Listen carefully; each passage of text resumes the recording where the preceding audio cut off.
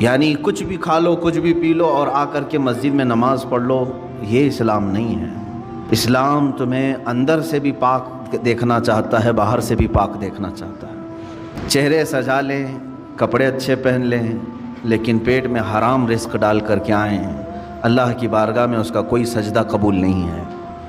کلوا من طیبات ما رزقناکم، ہم نے جو تمہیں رزق دیا ہے ان میں سے پاکیزہ چیزیں کھاؤ اور اللہ کا شکر بجا لاؤ۔ اللہ تعالیٰ پاک ہے اور پاک چیز کو ہی پسند کرتا ہے۔ ایک سجدہ ادا کرنے سے پہلے بدن کا غسل سے ہونا، وضو سے ہونا، کپڑوں کا پاک صاف ہونا اور پھر اس جگہ کا بھی پاک ہونا ضروری ہے۔ یہ شرائط نماز میں سے ہے۔ اگر ان میں سے کوئی ایک چیز بھی ناپاک رہی تو نماز ہوگی نہیں۔ اللہ تعالیٰ کے حبیب صلی اللہ علیہ وسلم فرماتے ہیں ان اللہ لا ينظر الى صورکم بل الى قلوبکم، اللہ تمہاری صورتوں کی طرف نہیں دیکھتا، تمہارے دلوں کی طرف دیکھتا ہے۔ اب تم مسجد میں آ رہے ہو، بدن بھی پاک کر کے آئے، کپڑے بھی پاک کر کے آئے اور جگہ بھی پاک ہے جہاں نماز پڑھ رہے ہیں، لیکن جسم کے اندر حرام غذا لے کر کے آئے، ناپاک چیزیں کھا کر کے آئے ہیں، تو یوں ہی سمجھ لو میرے عزیزوں کہ اندر کی غلاظت سے آپ نے اپنے آپ کو صاف نہیں کیا، باہر صرف صاف ہو گئے۔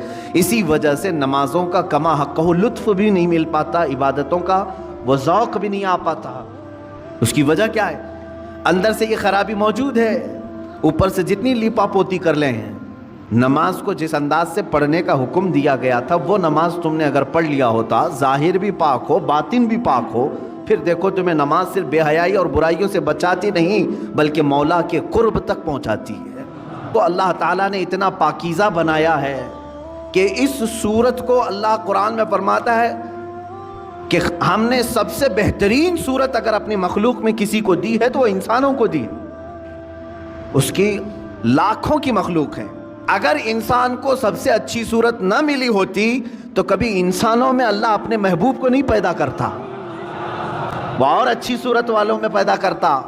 محبوب صلی اللہ علیہ وسلم کا انسانوں میں پیدا ہونا اس بات کی علامت ہے کہ اللہ نے اس انسان کو سب سے اشرف صورت عطا کی ہے۔ اور یہ بھی روایت میں ملتا ہے کہ قیامت کے دن اگر یہ انسان غلطی کیے، کفر کریں، شرک کریں، برائیاں کریں، جہنم میں ان کو ڈالنا ہوا بھی، جہنم میں ڈالنا ہوا بھی تو اس شکل سے کوئی جہنم میں نہیں جائے گا، جہنمی کی صورت بدل دی جائے گی۔ جس کو اللہ نے اشرف بنایا، اعظم بنایا، اجمل بنایا، خوبصورت بنایا ہے، اس کی زندگی کے لیے تو یہ ضروری ہے کہ اب وہ کیا کھا رہا ہے، کیا پی رہا ہے، اپنے سٹینڈرڈ کو دیکھ کر کے کرے، اپنے معیار کو دیکھ کر کے۔ تم اگر وہی چیزیں کھا رہے ہو جو کتا کھا رہا ہے تو فرق کیا رہ گیا تمہارے پاس؟ تم اگر وہی چیزیں کھا رہے ہو جو خنزیر کھا رہا ہے تو فرق کیا رہ گیا تمہارے؟ تم اشرف المخلوقات ہو، تمہیں اللہ نے پاکیزہ اور حلال چیزیں عطا کی ہیں۔ اے مومنو، تمہارے لیے اللہ تعالیٰ نے جو راستے بیان کیے ہیں ان راستوں سے ہرگز نہ ہٹنا۔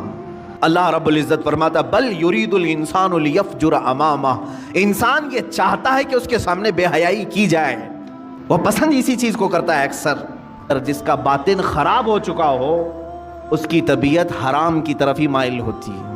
تو اللہ کے حبیب صلی اللہ علیہ وسلم نے فرمایا اے میرے صحابہ، ان قریب تم دیکھو گے امت پر میرے ایک ایسا زمانہ آئے گا کہ میری امت حلال و حرام کی تمیز بھول جائے گی۔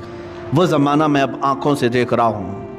آج امت مسلمہ کو پوری دنیا نے سودی کاروبار پر لگا کر رکھا ہے۔ حقیقت میں آپ کو بتاؤں، آج یہودیوں کا سب سے بڑا نظام، دجالی نظام، یہ کریڈٹ پر جو چل رہا ہے، سودی بینکوں کا جو نظام انہوں نے پوری دنیا میں متعارف کروایا، پوری دنیا سے انہوں نے حلال کا خاتمہ کرنے کی کوشش کی، اس میں مسلمان بھی ملوث ہو گئے۔ بینکوں کے مسائل الگ ہیں لیکن تقریباً پوری دنیا کو انہوں نے سود پر لا کر کھڑا کر دیا، سود پر لا کر کھڑا کر دیا۔ اور سود کی نحوست ایسی ہے کہ جو بندہ اس میں ڈوب گیا وہ نحوستوں میں گرفتار ہو گیا۔ حلال کھانے کی جب فکر نہ ہو، محنت کرنے کی جب عادت نہ ہو تو شیطان اسی طرح سے ان کے ذہن کو ورغلاتا ہے اور راتوں رات اپنے پورے پیسے لگا کر کے ڈبل چاہتے ہیں۔ یہی تو سود ہے۔ اور آج کرکٹ کی دنیا میں جو پیسے لگائے جا رہے ہیں اور جان بوجھ کر کے اس زمانے میں مسلمانوں کو، نوجوانوں کو اس میں مبتلا کیا گیا ہے کہ تمہارا مال ختم ہو جائے، حیرت کی بات ہے کہ پہلے شرم محسوس کرتے تھے لوگ بیاج کہنے کو، سود کہنے کو، گیمبلنگ کہنے کو، جوا کہنے کو. کرکٹ کے نام پر دنیا تمہیں جوئے میں ملوث کر رہی ہے اور تم خوشی سے کھیلے جا رہے ہو. یاد رکھو، جس نے جوئے کو دیکھا، جوا بازی کیا نہیں، کھیلا نہیں، دیکھتا رہا، اللہ رب العزت کا عذاب اسے گرفتار کرے گا. سب سے بڑا عذاب اللہ کا یہ ہے کہ موت سے پہلے ایمان چھین لیا جائے. خطرناک عذاب ہے اللہ کا. شیخ علی دقاق رحمۃ اللہ تعالی علیہ کی ایک حکایت میں نے پڑھی تھی. یہ پہاڑوں پر جا کر کے عبادت کرتے تھے. پہاڑوں کے اوپر یہ لکڑیاں کاٹنے کے لیے بھی جاتے تھے، لا کر کے بیچتے تھے کاٹ کر کے. ایک دن دیکھا ایک تھیلا وہاں پڑا ہوا ہے، تھیلی چھوٹی سی، اور اس کو ہلا کر کے دیکھا تو سونے کے سکے تھے، اشرفیاں تھیں. ظاہر سی بات ہے راستے میں اگر کسی کو سونے کی اشرفیاں مل جائیں تو اس کے کیا ہے، وارے نیازیں ہیں. اور انہوں نے اٹھایا، کہا کہ دل تو نہیں چاہتا کہ اس میں سے میں اپنے لیے کھاؤں، یہ لقطہ ہے، لقطہ کے احکام الگ ہیں شریعت. انہوں نے کہا میں یہ کسی مستحق کو دے دوں گا. لے لیا، دل میں ذرا برابر خرابی نہیں آئی. نیچے آئے، پہاڑ سے اتر کر کے دیکھا ایک حبشی غلام کالا، جس کے ہونٹ چوڑے تھے، معذور تھا، ہاتھ نہیں تھے، پیر تو تھے، معذور شخص تھا، بیٹھا ہوا تھا، پسینے میں شرابور تھا. شیخ علی فرماتے ہیں مجھے لگا اس سے زیادہ مستحق کون ہوگا، اس کے پاس کھانے پینے کی کوئی چیز نہیں، کچھ نہیں. آپ لے جا کر کے وہ سونے کے سکے والی جو تھیلی ہے، اشرفیوں کی تھیلی، اس حبشی غلام کو دے دیتے ہیں، لے تو اپنے خرچے کر، اس میں مزے کے ساتھ زندگی گزار. اس حبشی نے کہا اے علی دقاق، لے جاؤ اس کو، جہاں سے اٹھایا وہیں رکھو، پچھلے 1 سال سے روزانہ میں دیکھ رہا ہوں، پچھلے 1 سال سے میں اس کو روزانہ دیکھ رہا ہوں، آج تک ہاتھ نہیں اٹھایا. میرے عزیز و شیخ علی دقاق فرماتے ہیں کوئی حبشی غلام، وہ اس زمانے کے قطب تھے جنہوں نے ہاتھ لگانے کو بھی منع فرمایا. آج ہم ان اسلاف کی روشنیوں کو بھول کر کے دنیا جو ہمیں ہے یہ کرشمے دکھا رہی ہے اس کے پیچھے پڑ گئے.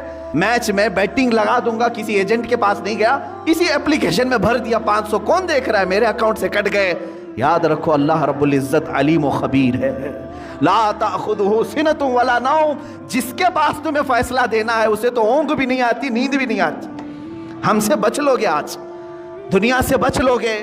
جس کے پاس فیصلہ ہونا ہے اس کی تو شان یہ ہے کہ اسے اونگ بھی نہیں آتی، وہ غافل بھی نہیں ہے کسی چیز سے. تمہارے حالتیں، تمہارے دل کی خبریں وہ سب جان رہا ہے. سید الانبیاء، سید المعصومین، سید الاسفیاء، حبیب کبریا صلی اللہ تعالی علیہ وآلہ وصحبہ وبارک وسلم حسنین کریمین کے گھر آئے ہیں، دیکھا بچے بھوکے ہیں. سیدہ نے کہا کہ ابا جان گھر میں کوئی چیز نہیں ہے، کھجور تک نہیں ہے بچوں کو کھانے کے لیے. حضور اکرم صلی اللہ علیہ وسلم نے کیا فرمایا؟ اے فاطمہ میں جاتا ہوں، دیکھتا ہوں کہ کوئی مزدوری مل جائے تو میں کروں گا اور کما کر کے لاؤں گا. کون کہہ رہا ہے؟ اللہ کے حبیب صلی اللہ علیہ وسلم. کہ میرے آقا صلی اللہ تعالی علیہ وسلم مدینے کے باغیچوں کو دیکھتے ہوئے گئے. دور ایک باغیچے کے پاس آپ نے دیکھا کہ ایک مالک باغیچے کا پانی کنویں سے نکال کر کے ڈال رہا تھا درختوں پر. حضور اکرم صلی اللہ تعالی علیہ وسلم نے ارشاد فرمایا کیا مجھے یہاں تیرے باغیچے میں کوئی کام مل سکتا ہے؟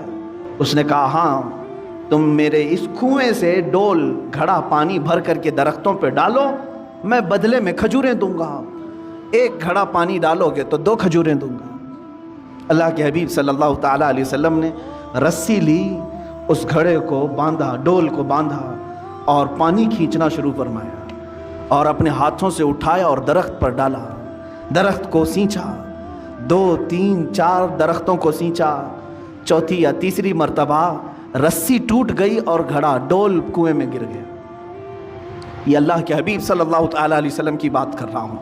میرے عزیز بچوں، نوجوان ہوں، جب تمہارے ہاتھ میں حرام کاریاں شیطان دے دے تو میرے نبی کو یاد کر لینا اس دن.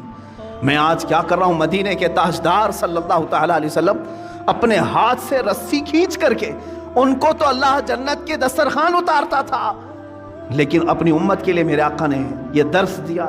رسی ٹوٹ گئی، گھڑا اندر گر گیا، باغیچے کا مالک نہیں جانتا تھا، آیا اس نے ہاتھ اٹھا دیا. مزدوروں کے ساتھ جس طرح کیا جاتا ہے. اللہ کے حبیب صلی اللہ تعالی علیہ وسلم نے جواب نہیں دیا. میرے آقا صلی اللہ تعالیٰ علیہ وسلم نے جواب نہیں دیا، اس لیے کہ میں مزدوری کر رہا ہوں یا کام کر رہا ہوں۔ آپ نے گھڑے کو نکالا، پھر رسی کو باندھ کر کے اس کو دے دیا۔ غالباً اس دن 6 یا 8 کھجوریں ملی، وہی لے کر کے حسنین کریمین کو کھلانے کے لیے میرے آقا تشریف لائے، گھر میں تشریف لائے وہی کھجوروں کے ساتھ۔ کائنات کا آقا و مولا اپنے ہاتھوں سے کما کر کے اپنے بچوں کو کھلا سکتا ہے، اور تم راتوں میں بیٹھ کر کے گیمبلنگ کر کے جوئے کھیل کر کے اپنے گھر کو جہنم کی آگ سے بھرنا چاہتے ہو؟ کیسی امت ہے میرے آقا کی۔ حضور اکرم صلی اللہ تعالیٰ علیہ وسلم نے کسی کو یہ چیز بیان نہیں کی، لیکن جس نے ہاتھ اٹھایا تھا اس کے بعد اسے احساس ہونے لگا کسی حسین چہرے پر میں نے ہاتھ اٹھایا ہے۔ چاند جیسا کوئی میرے باغیچے میں اترا تھا۔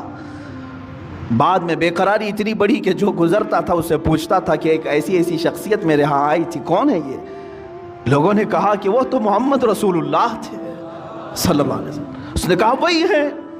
کہا ہاں۔ اس نے ندامت اور شرمندگی کی وجہ سے تلوار اٹھائی اور اپنا ہاتھ کاٹ دیا۔ کہا مجھے اس ہاتھ کی ضرورت تھی، میں نے ہاتھ اٹھا دیا۔ اسی حالت میں وہ مسجد نبوی آیا، اللہ کے حبیب صلی اللہ تعالیٰ علیہ وسلم کے پاس شام کے وقت آیا، زار و قطار رونے لگا، مجھ سے گستاخی ہو گئی، میں نہیں جانتا تھا، اور میں نے کبھی یہ نہیں سوچا تھا کہ اللہ کا رسول باغیچے میں میرے آ کر کے ڈول سے پانی سینچے گا، پانی نکال کر کے درختوں پر ڈالے گا۔ اللہ کے حبیب صلی اللہ علیہ وسلم نے کسی کو کچھ نہیں کہا، اس کے ہاتھ کو لے کر کے پھر سے مونڈے سے جوڑا اور اپنا لعاب پاک لگا کر بھیج دیا۔ صحیح ہو گیا وہ بندہ۔